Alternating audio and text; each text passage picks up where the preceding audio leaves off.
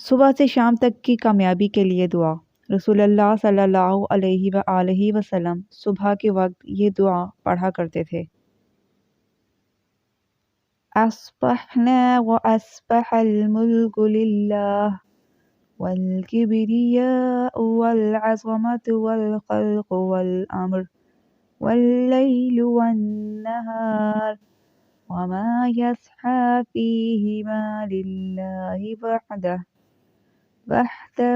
لا شریک لہ اللہم اجعل اول هذا النہار صلاحا وأوسطه فلاحا وآخره نجاحا أسألك خير الدنيا يا أرحم الراحمين۔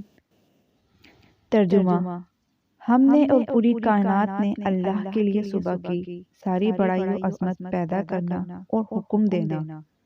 رات و دن اور جو کچھ ان میں ظاہر ہوتا ہے سبھی ایک اللہ کے لیے ہے، اس کا کوئی شریک نہیں۔ اے اللہ، اس دن کے ابتدائی حصے کو اچھے اعمال، درمیانی حصے کو مقصد میں کامیابی اور آخری حصے کو انجام کی کامیابی کا ذریعہ بنا۔ میں آپ سے دنیا کی بھلائی مانگتا ہوں، اے رحم کرنے والوں میں سب سے زیادہ رحم کرنے والے۔